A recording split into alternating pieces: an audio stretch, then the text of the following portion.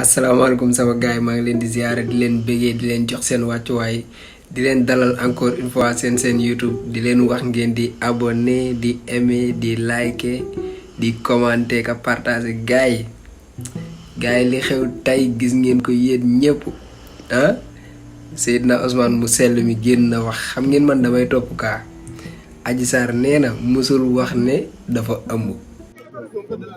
Mais par contre, j'ai jamais dit que tu m'as un peu donc. Je vois pas le pourquoi. Mais par contre, j'ai jamais dit que tu m'as un peu donc. Je vois pas le pourquoi.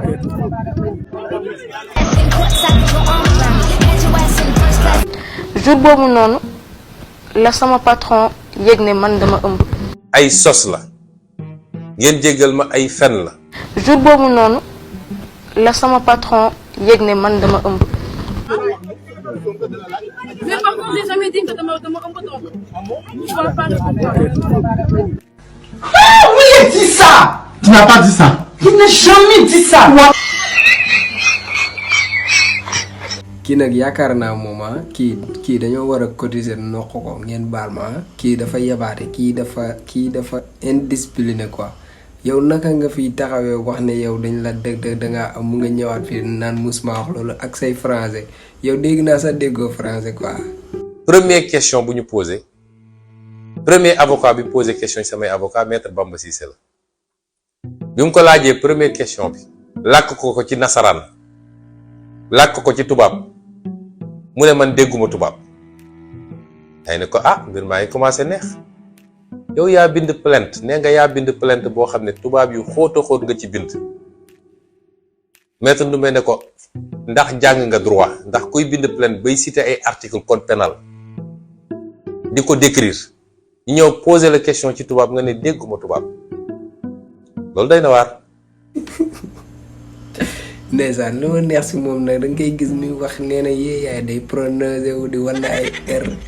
Adji Sarr defal sa bopp ab nit defal sa bopp ab nit gis nga kii ay mbokkam nag war nañ leen a porte plainte gis nga kii ay parents dañ leen a war a porte plainte parce que vraiment ñu ngi seetaan loo xam ne mu ngi dem di dem ba mujjee affaire bi dafay ëpp loxo dem leen ngeen récupérer seen doom ngeen bàyyi ko ñu koy instrumenté ndax lan alalu àdduna nekk leen ay nit ngeen nangu ngeen récupérer seen doom ngeen bàyyi ko ci loxoy maître El Hadji Diouf te man sax avocat Adji Sarr yi dama leen wóoruwul dara.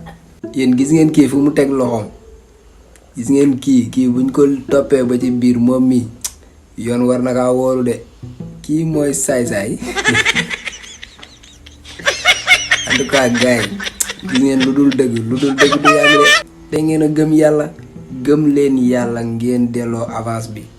lii du dara njëkkee woo leen ko fi te doo leen ko mujjee jël ngeen avance boo xam ne mënoo leen ko bëre delloo leen avance bi jàmm ne ñooy sinon nag boo leen ko deful ñun ak yéen ba 2024 mu sell mi moom ku ko laalaat foofu la ñuy wax foofu la ñu yem ak yéen convoqué leen ko woo leen ko heure bu leen neex waaye na ngeen fexe ba seen loxo bu mu ko laal fa laa yem nag.